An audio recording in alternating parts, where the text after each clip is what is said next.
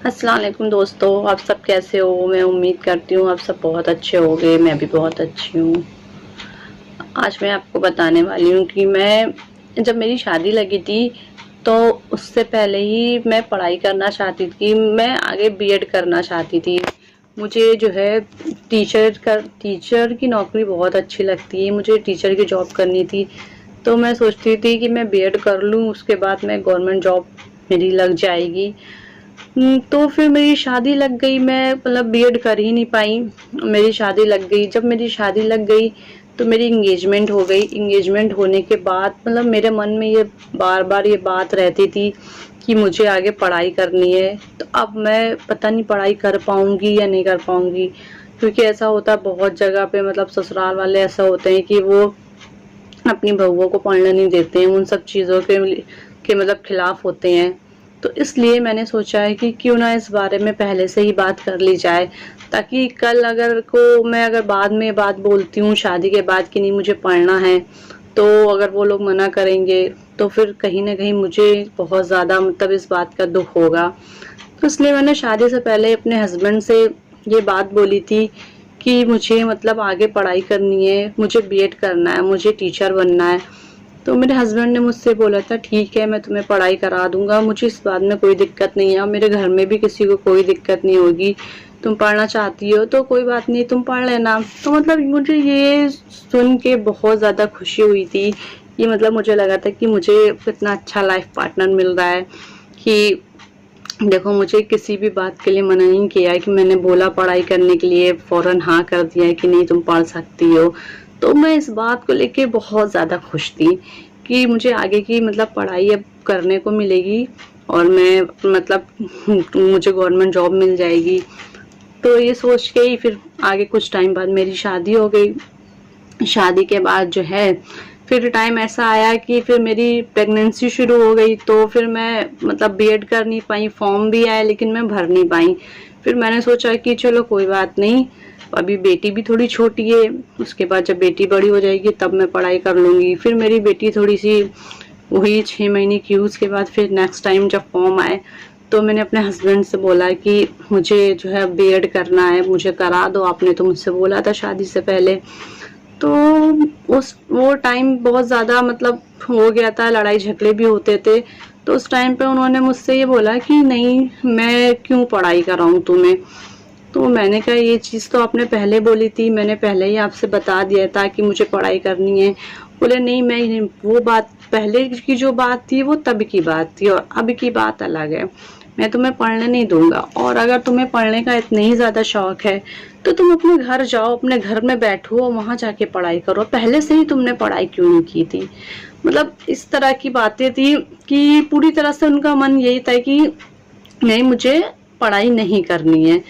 फिर भी मैंने हार नहीं मानी। फिर भी मैंने अपने हस्बैंड से कहा, कई बार कहा, मैंने अपने घर में कहा, अपने भाई से बात बोली कि मैं पढ़ लेती हूँ, क्योंकि मुझे आगे का पता था कि मेरी लाइफ में मतलब मेरी ये शादी जो है वो टिकेगी नहीं, क्योंकि मेरे साथ ये सब चीजें होती रहती थी। अक्सर लड़ाई झगड़े इतने होते रहते थे। कभी आए दिन मैं ज्यादातर अपने घर में ही रहती थी। मैं ससुराल में जाती थी तो वहां लोग मुझे परेशान करते थे।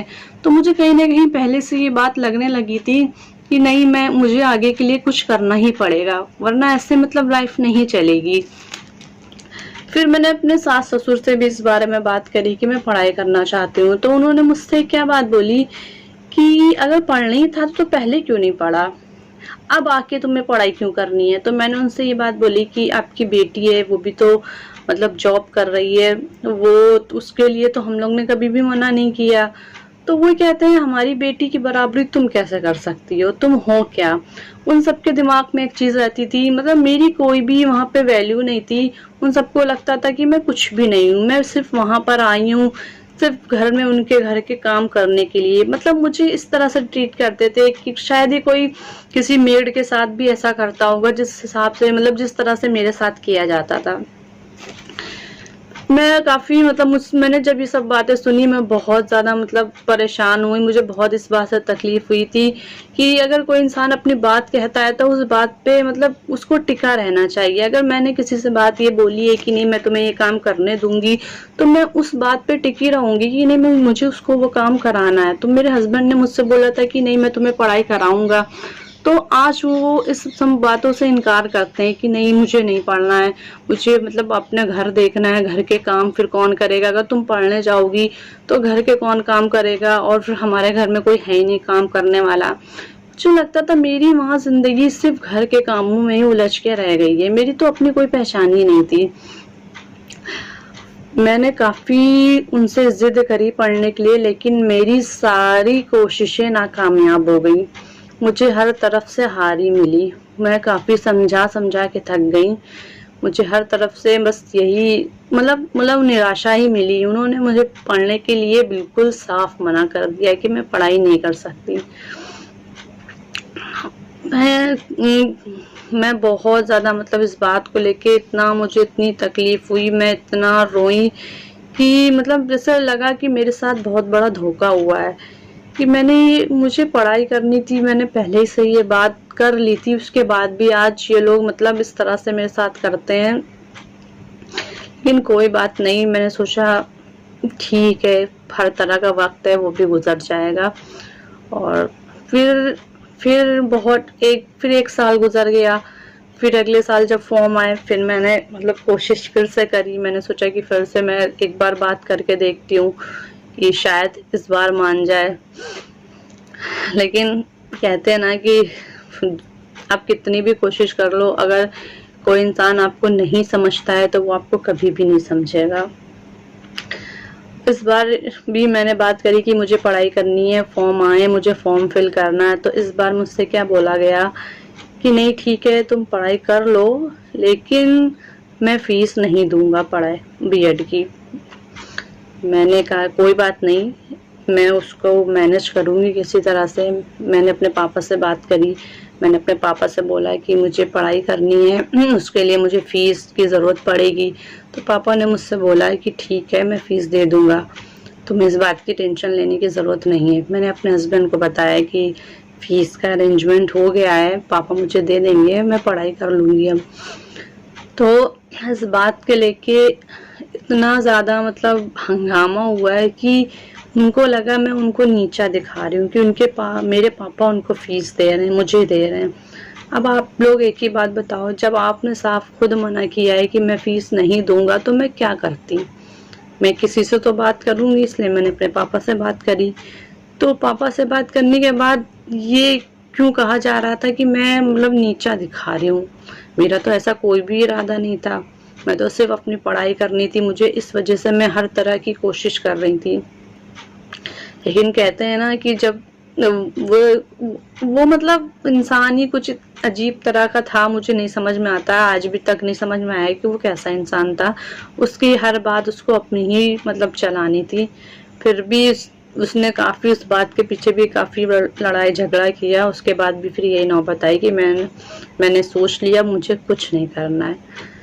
मैंने पढ़ाई करने का मतलब जो पढ़ने बारे में सोचती थी वो अपने मन से ही निकाल दिया।